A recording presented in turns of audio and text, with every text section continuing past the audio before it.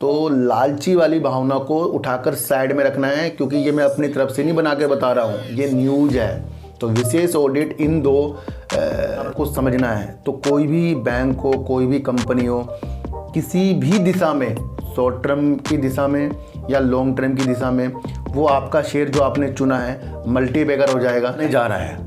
ध्यान रखना, जब कोई विशेष ऑडिट होता है तो वहाँ पर कंपनी के अंदर की गतिविधियाँ, बैलेंस शीट की हर एक चीज़ जो है विशेष तौर पर ऑडिट होगी। बैंक को ज़्यादा बेनिफिट होता जाएगा, या सरकार के द्वारा जितनी भी कोई परियोजना स्थापित होगी वहाँ पर बैंकों को, कोई सा भी बैंक हो, उसको बेनिफिट होता है। तो बैंक का वजूद जो है ना ख़त्म नहीं होता अगर वो अच्छे। मैं आज ऊपर बैठा था, यानी अपनी छत पर बैठा था, और मैंने सोचा कि जब एक जैसे सारे के सारे सड़क पर चले जाओ, किधर देख लो, सब आपको उस वेशभूषा में मिलेंगे जहां किसी को पहचानना।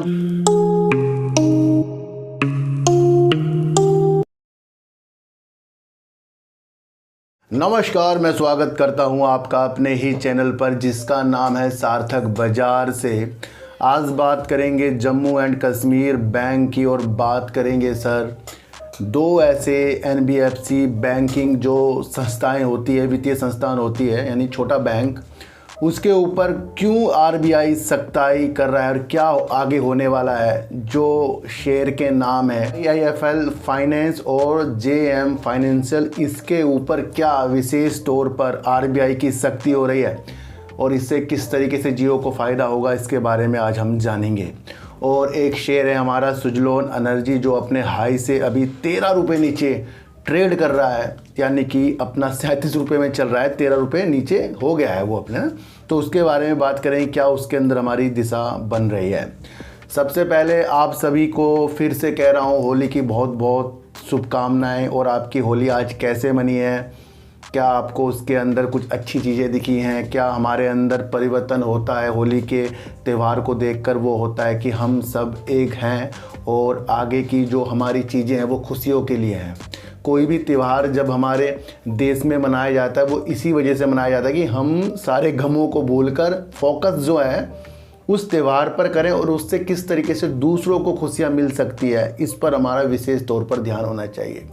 मैं आज ऊपर बैठा था, यानी अपनी छत पर बैठा था, और मैंने सोचा कि जब एक जैसे सारे के सारे सड़क पर चले जाओ, किधर देख लो, सब आपको उस वेशभूषा में मिलेंगे जहां किसी को पहचानना बड़ा मुश्किल हो जाता है। फिर पहचाना कब जाता है, जब वो नहा धोकर बैठ जाता है ना, अच्छा ये था वो, पहचाना नहीं जाता ना। कुछ कुछ पहचान भी लेते हैं, और जो कुछ लोगों को उस वेशभूषा में पहचान लेते हैं जो रंग पर लगे पड़े हैं, और कुछ लोग उसे पहचान लेते हैं। तो इसका मतलब क्या है, हमारी जो दृष्टि है ना, हमारे अंदरूनी जो अपने व्यक्तित्व थे उसको निखारेगी। यानी कि शेयर मार्केट में भी ऐसी होता है, जब सारे के सारे एक ही रंग पर शेयर सारे नीचे की तरफ हो जाते हैं, रेड हो जाते हैं, तो वहाँ पर अच्छे शेयरों को पहचानना है। उसी तरीके से जब सारे के सारे शेयरों में रंगीनता आती है, हरा हरापन आ जाता है, तो वहाँ पर देखना है कौन सा शेयर आपको फंसा रहा है। ये झाग वाली बुलबुले वाली चीज़ें अभी ख़त्म नहीं हुई, इसलिए मैं आपको बता रहा हूँ होली की कुछ विशेषताओं के द्वारा। होली में सब एक जैसे हो जाते हैं, गिरावट में सब एक जैसे शेयर लग जाते हैं, हरे जब होते हैं सबको एक जैसे शेयर लगते हैं। तो वहाँ पर सबसे पहले खुद को बचाना हमें आना चाहिए, यानी कि जो शेयर क्वालिटी नहीं रखते वो भी भागे आ रहे हैं, उसके प्रति हमारा दिमाग लग रहा है, तो कहीं ना कहीं हमें अपने में सुधार करना पड़ेगा। तो ये होली से थोड़ा सा सीखिए। और जो अभी झाग वाली चीज़ें हैं ना भैया, अभी ये समाप्त नहीं हुई है, ये अभी फिर से न्यूज़ों में आया जा रहा है। तो थोड़ा सा अपने को खरीदारी करने से हल्के हल्के हो सकता है, लेकिन ज़्यादा वाली चीज़ें अभी नहीं हो सकती, ये मैं आपको पहले बता दूँ। 3 दिन बाद मार्केट खुल रही है। अब 3 दिन बाद मार्केट जब खुलती है तो उसकी दिशा को पहचानना थोड़ा सा मुश्किल हो जाता है। तो इसका मतलब कल 2-3 घंटे मार्केट का और ऑब्जर्व किया जाएगा कि भाई क्या किस तरीके से मार्केट क्या चीज़ें चल रही हैं ना। तो अभी कहना मुश्किल है कि मार्केट में कल तेजी आएगी, गिरावट होगी, वो तो कल की प्रतिक्रिया बताएगी। फिलहाल आपको झाग वाले शेयरों से थोड़ा सा दूर रहना पड़ेगा। बात करेंगे जम्मू एंड कश्मीर बैंक की। सर देखो, ये शेयर जो है 1 साल के अंदर बड़ी रफ्तार की तेज़ी के साथ ऊपर गया है।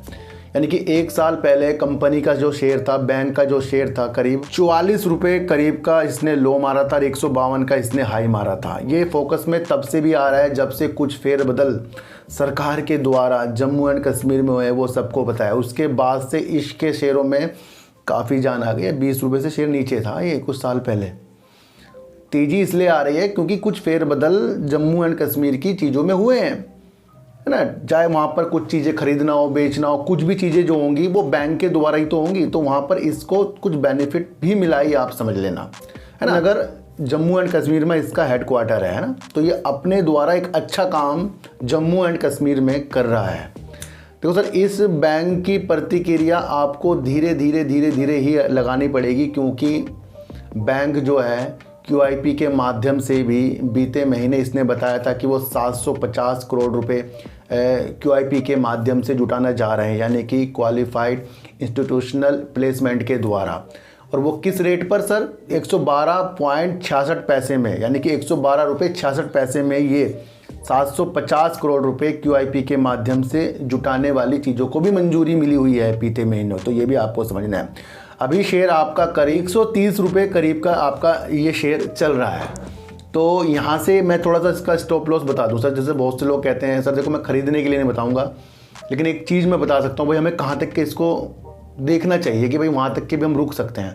तो सर 114 रुपये तक के मुझे जो लगता है कि अगर 114 रुपये से नीचे आया तो फिर ये आपको 99 रुपीज़ या 100 रुपये भी दिखा सकता है ना। फिलहाल 114 रुपये से अगर ये शेयर ऊपर रहता है तो ये आपको अच्छी चीज़ें भी दिखा सकता है, क्योंकि इसकी सेल्स जो है ना साल दर साल बढ़ती जा रही है।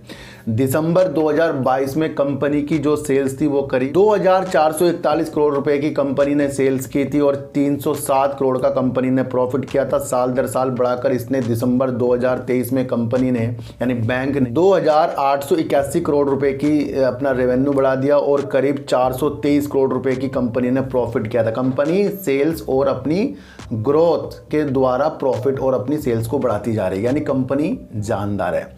ध्यान रखना सर, जो भी गतिविधियां उस क्षेत्र पर होगी, जिस क्षेत्र पर वहाँ पर कोई अच्छा बैंक हो तो उस बैंक को भी बेनिफिट हो जाता है ना। तो कुछ भी ज़मीन बिकेगी, कुछ चीज़ें होंगी, कुछ भी चीज़ें होंगी वो बैंक के थ्रू ही होती है ना। पैसा जमा करना, निकालना, ये सारी चीज़ें, चेक देना, तो वहाँ बैंक को ज़्यादा बेनिफिट होता जाएगा। या सरकार के द्वारा जितनी भी कोई परियोजना स्थापित होगी वहाँ पर बैंकों को, कोई सा भी बैंक हो, उसको बेनिफिट होता है। तो बैंक का वजूद जो है ना ख़त्म नहीं होता। अगर वो अच्छे बैंक हो तो वो बढ़ता जाता है।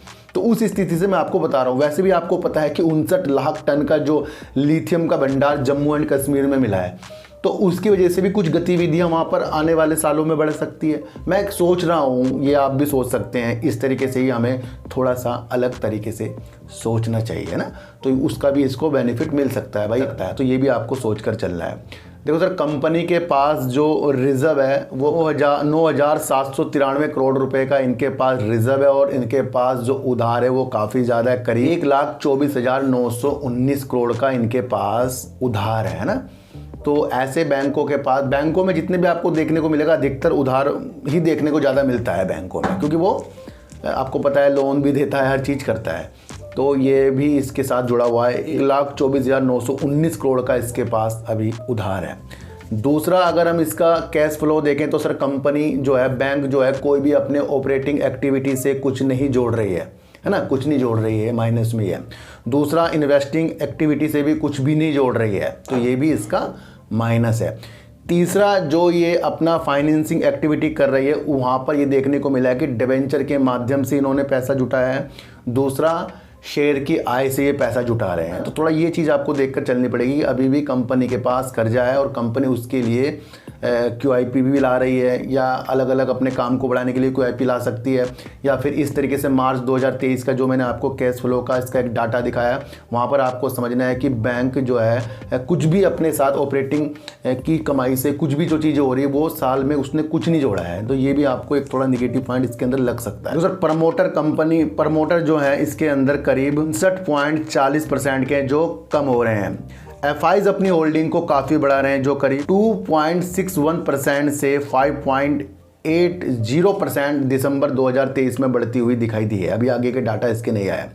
और DIs ने भी अपनी होल्डिंग को बढ़ानी 4.9% से करीब DIs ने जो अपनी होल्डिंग को दिसंबर 2023 में कर लिए वो 7.8% की इन्होंने अपनी होल्डिंग को बढ़ा ली। 4 से सीधा 7 इन्होंने कर लिया है, तो ये भी एक बेस्ट है। पब्लिक इसके अंदर से कम हो रही है, जो करीब 9.0% से पब्लिक इसके अंदर अब 6.98% हो गया, यानी पब्लिक भी इसके अंदर कम हो रही है।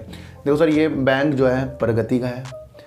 कुछ भी अगर आपको समझना है तो कोई भी बैंक हो, कोई भी कंपनी हो, किसी भी दिशा में, शॉर्ट टर्म की दिशा में या लॉन्ग टर्म की दिशा में, वो आपका शेयर जो आपने चुना है मल्टीबैगर हो जाएगा, ऐसा बिल्कुल भी मत सोचना।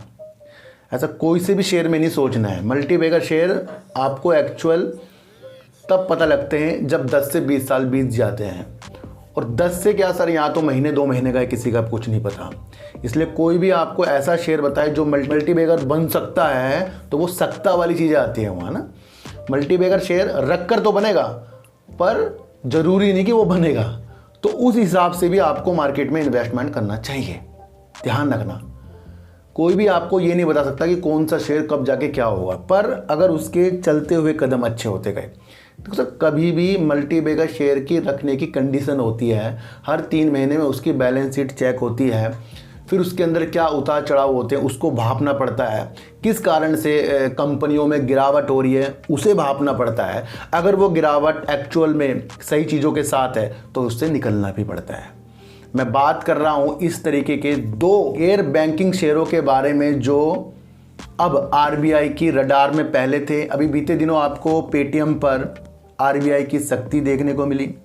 फिर दोबारा मैंने आपको बताया था कि आईआईएफएल और आपका जेएम फाइनेंशियल के ऊपर भी कुछ सख्तियां आरबीआई की देखने को मिली। तो जब इस तरीके की स्थिति आपको बीते दिनों देखने को मिली थी तो मैंने आपको कह दिया था कि यहाँ पर हमें संभल कर रहना है। अभी वो चीज़ें एक्चुअल में सही नहीं हुई हैं, जो न्यूज़ बीच में आ गई हैं। अब जेएम फाइनेंशियल हो गया, आईआईएफएल हो गया, इनकी चीज़ें बीच में आपको न्यूज़ के द्वारा आरबीआई के थ्रू मिल गई थी। तो मैंने आपको कह दिया था अभी वो चीज़ें ख़त्म नहीं हो, कभी भी वो चीज़ें आ सकती हैं, है ना। इसी तरीके से जो झाग वाली चीज़ें हैं, जो मैं आपको बता रहा था भाई कंपनियों में झाग है, सेबी बोल रहा था, वो आपने हफ्ते पहले सुन लिया, उसके बाद वो आपको देखने को नहीं मिल रहा है, लेकिन कुछ लोग उसे भूल गए, उसे भी याद रखना है। देखो सर, आरबीआई अब एक विशेष ऑडिट कराने जा रहा है। ध्यान रखना, जब कोई विशेष ऑडिट होता है तो वहाँ पर कंपनी के अंदर की गतिविधियाँ, बैलेंस शीट की हर एक चीज़ जो है विशेष तौर पर ऑडिट होगी। और किसी भी कंपनी का ऑडिट होना उसकी क्वालिटी या उसकी हर एक चीज़ को दर्शाता है कि भाई सही है या गलत है। ऑडिट होना बहुत ज़रूरी होता है कंपनियों का। तो जब कोई कंपनी के ऊपर आरबीआई ही ई टेंडर निकालकर ऑडिट कराना चाह रहा है, तो क्या उन 2 कंपनियों के अंदर हमारी गतिविधियां पॉजिटिव होगी या नेगेटिव? जब तक के नेगेटिव है, जब तक के वो ऑडिट चलेगा। साफ सीधी बात है। तो अभी क्या करना है, दोनों शेयरों से दूर रहना है। और जिनके पास है तो उन्हें तो होल्ड करने की मजबूरी होगी, क्योंकि शेयर जो आपको मैं बताऊं, जेएम फाइनेंशियल का जो शेयर था वो 115 रुपये का इसने हाई भी मार रखा था ना। आपका कितने रुपये में मिल रहा है? 74 रुपीज़ में मिल रहा है। और आपका आईआईएफएल जो इतना बढ़िया शेयर था, जिसका हाई अगर मैं देखूं 1 साल पहले 704 रुपये का था, और आज शेयर मिल रहा है 333 या 34 रुपये में। और अभी भी दोनों बैंकों की, एनबीएफसी बैंकों की मुश्किलें समाप्त नहीं हुई हैं, क्योंकि आरबीआई ने जेएम फाइनेंशियल को जिस तरीके से शेयरों से या फिर डिबेंचर के माध्यम से कर्ज देने के लिए पाबंदी लगा दी थी। आईआईएफएल फाइनेंस पर भी आरबीआई के द्वारा स्वर्ण ऋण यानी कि गोल्ड लोन मुहैया करवाने के लिए भी रोक लगा दी थी। तो वो 2 कारोबार इनके अंदर रुके पड़े हैं। अब उन कारोबार को सुचारू रूप से चलाने के लिए इस तरीके से जो ऑडिट हो रहा है वो इन 2 बैंकों की दिशा सही करेगा। और जब तक कि इनके ऊपर ऑडिट होता रहेगा, कुछ चीज़ें होती रहेंगी, वहाँ दूसरी तरफ जो अलग इस तरीके के एनबीएफसी गैर बैंकिंग वित्तीय कंपनियां हैं उनको बेनिफिट होता रहेगा। और इन सब की वजह से, तीनों की वजह से एक बैंक को तो बहुत ज़्यादा फायदा हुआ है, एनबीएफसी बैंक। कौन सा है? जियो फाइनेंशियल सर्विसेज का। पेटीएम यहाँ पर सबसे बड़ा साउंड बॉक्स में नंबर 1 था, तुरंत ही इसका फ़ायदा जियो ने उठा लिया। उसने भी अपना वो चीज़ें कुछ जगह कर दी हैं, है ना। तो यहाँ से जब इस तरीके की ऑडिट इनके ऊपर होगा, वो भी विशेष, और इसके लिए ई टेंडर निकाले जाएंगे। और मैं आपको बता दूं, जिस भी कंपनी को आरबीआई चुनेगा कि जो इनका ऑडिट करेगा, वो शुरुआत कब से होगी? 12 अप्रैल से। तो अभी 12 अप्रैल तक के तो बहुत काफ़ी उतार चढ़ाव इन दो कंपनियों में होने वाले हैं। और जिस दिन इनका ऑडिट होके पूरा हो जाएगा, वहाँ पर जो आरबीआई कुछ अपने द्वारा बताएगा, उन चीज़ों के अनुसार ये दो शेयर चलने वाले हैं। तो यहाँ से आपको समझना है, अभी इन दो बैंकों की स्थितियाँ डगमगा रही है और इसकी वजह से किन की स्थितियाँ अच्छी होगी ये आपको पता है। तो इन शेयरों से रहना पड़ेगा अभी एक्चुअल में हमें दूर, क्योंकि भाई विशेष ऑडिट हो रहा है। विशेष का मतलब होता है भाई सही चीज़ की तरह बताओ। और वहाँ पर फिर शुरुआत 12 अप्रैल से होगी जिन भी कंपनी को चुना जाएगा। आरबीआई कह रहा है, यानी कि एक न्यूज़ निकल कर रही है, आरबीआई इन दोनों कंपनियों को विशेष ऑडिट पूरा होने के बाद जो प्रतिबंध उनके कारोबार में लगाया, जो मैं आपको बताकर चला हूँ, वो कारोबार को सुचारू रूप से चलाने के लिए पहले ऑडिट की विशेषताओं को जानेगा आरबीआई। फिर देखेगा कि जो इनके ऊपर जो चीज़ें हुई हैं उसमें क्या सही है, क्या गलत है, क्या वो कारोबार जो कर रहे थे उसमें कुछ प्रॉब्लम नहीं है या है। तो उसकी समीक्षा के बाद कुछ स्टेटमेंट देगा आरबीआई। तो इसमें क्या होगा? समय लग जाएगा।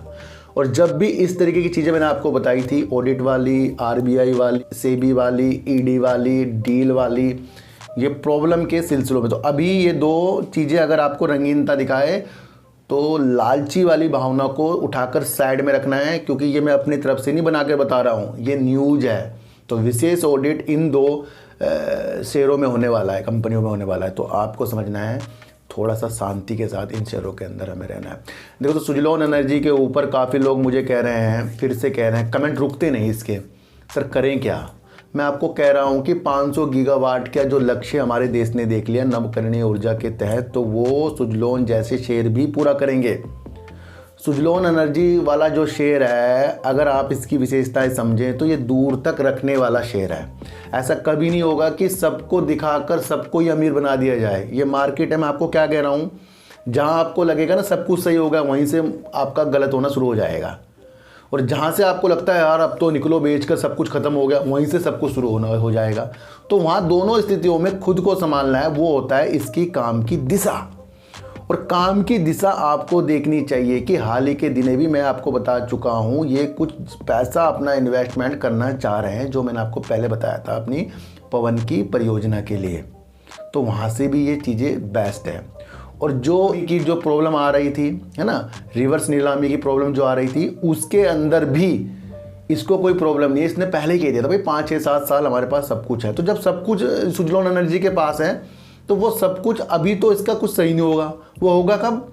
वो 2030 के लक्ष्यों के साथ होगा सर। इतने आसानी से ये शेयर आपको फिर बुलंदियों पर नहीं मिलेगा, क्योंकि अभी भी मिड कैप, लार्ज कैप और झाग जैसी न्यूज़ जो है फोकस में है।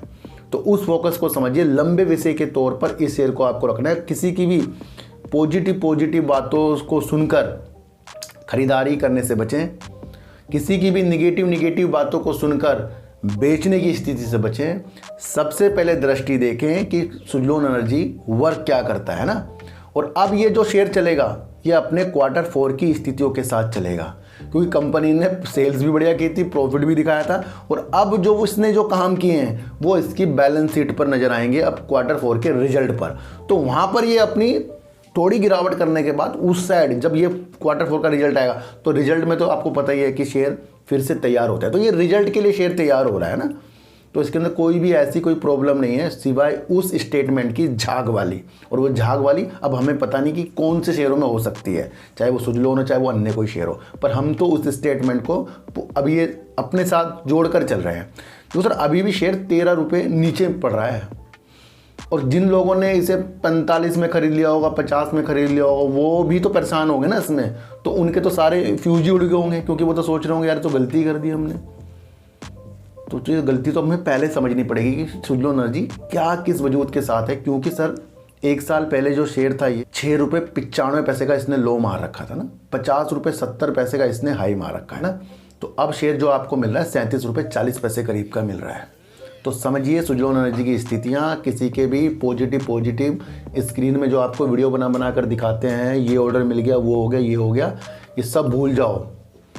सारे शेयरों में भूल जाओ कि जो भी आपको बहुत खतरनाक तरीके से वीडियो, आपको वजूद समझना। मैंने कहा कि कोई भी शेयर मल्टी बैगर तब तक नहीं होगा जब तक कि आप उसकी विशेषताएं, काम की विशेषताओं को देखकर अपने झोली पर रखकर और उसकी हर 3 महीने में उसकी बैलेंस शीट उतार चढ़ाव को नहीं चेक करते, तब तक कि वो होगा नहीं, है ना।